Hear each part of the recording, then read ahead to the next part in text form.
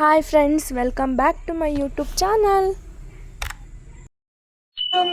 ರಾಜಹರತ ಯಾದಾಪುರ ನಿವಾಸ ಪರ್ವತ ಸಿಂಹಾಸನಾಧೀಶ್ವರ ವೇದಗಳ ನಾಯಕ ಚತುರ್ವೇದಗಳನ್ನು ಆಳುವನ್ ಸಪ್ತಲೋಕ ನಾಯಕನ್ ಸಪ್ತಚಕ್ರ ಸಿದ್ಧಿ ಪುರುಷನ್ ಶ್ರೀ ಗುರು ಜೇನುಕಲ್ ವಿದ್ಯೇಶ್ವರ ಮಹಾರಾಜ್ ಕಿ ಶ್ರೀ ಗುರು ಜೇನುಕಲ್ ವಿದ್ಯೇಶ್ವರ ಮಹಾರಾಜ್ ಕಿ ಶ್ರೀ ಗುರು ಜೇನುಕಲ್ ವಿದ್ಯೇಶ್ವರ ಮಹಾರಾಜ್ ಕಿ ಜಯ ಭಾರತೀ ಪರಿಹರ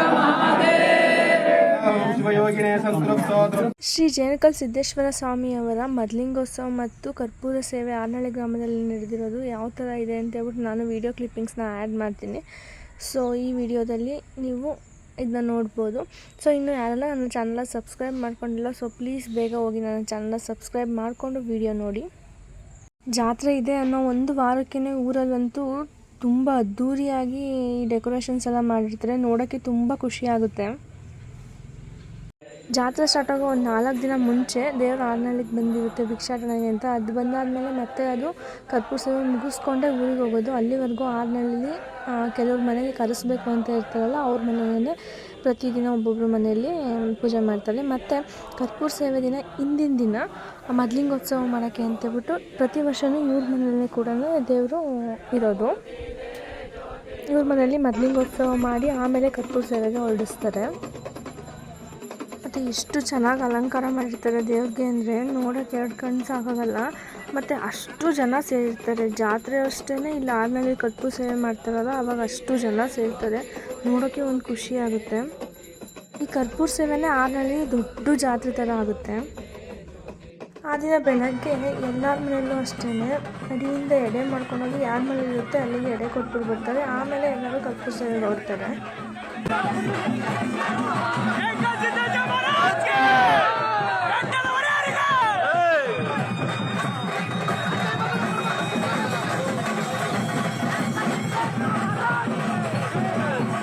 ಪ್ರತಿ ವರ್ಷವೂ ಅಷ್ಟೇ ಯಾವುದಾದ್ರೂ ಒಂದಿರುತ್ತೆ ವೀರಗಾಸೆ ಮತ್ತು ವಾದ್ಯಗಳು, ಆ ಥರ ಎಲ್ಲ ಗೊಂಬೆ ಕುಣಿತ ತುಂಬಾ ಚೆನ್ನಾಗಿ ಮಾಡಿರ್ತಾರೆ. ಆರ್ನಳ್ಳಿಗಂತೂ ಇದೇ ಒಂದು ದೊಡ್ಡ ಜಾತ್ರೆ ಥರ ಅನಿಸುತ್ತೆ.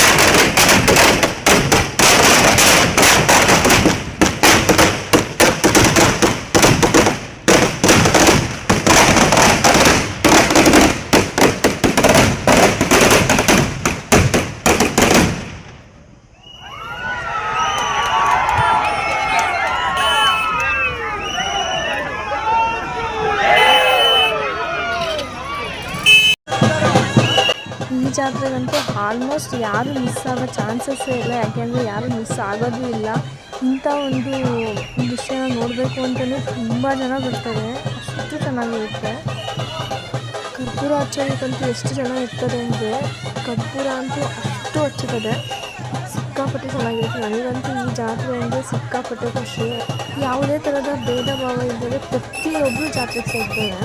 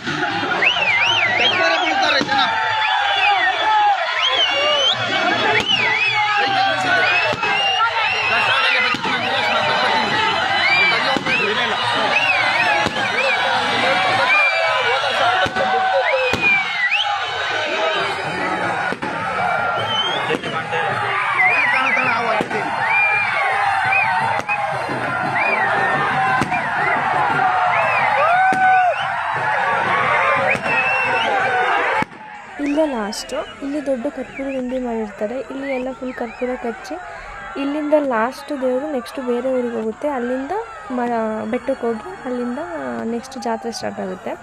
ಮತ್ತು ಇಲ್ಲಿಂದ ಸ್ವಲ್ಪ ಎಲ್ರಿಗೂ ಕಳಿಸ್ಕೊಡ್ಬೇಕಲ್ಲ ಅನ್ನೋ ಒಂಥರ ಬೇಜಾರು. ಯಾಕೆಂದರೆ ಇಷ್ಟು ಅದ್ಧೂರಿಯಾಗಿ ಜಾತ್ರೆಗಿಂತ ಜಾಸ್ತಿನೇ ಆಗುತ್ತೆ ಅಂತ ಹೇಳ್ಬೋದು ಹಾರನಹಳ್ಳಿಲಿ. ಸೊ ಇಲ್ಲಿಂದ ಸ್ವಲ್ಪ ಕಳಿಸ್ಕೊಡೋದು ಬೇಜಾರು. ಶ್ರೀ ಜೇನುಕಲ್ ಸಿದ್ದೇಶ್ವರ ಬೆಟ್ಟದ ಒಡೆಯ ನಮ್ಮೂರನ್ನು ನೋಡೋಕ್ಕೆ ಒಂದು ಥರ ಖುಷಿ ಅಲ್ವಾ.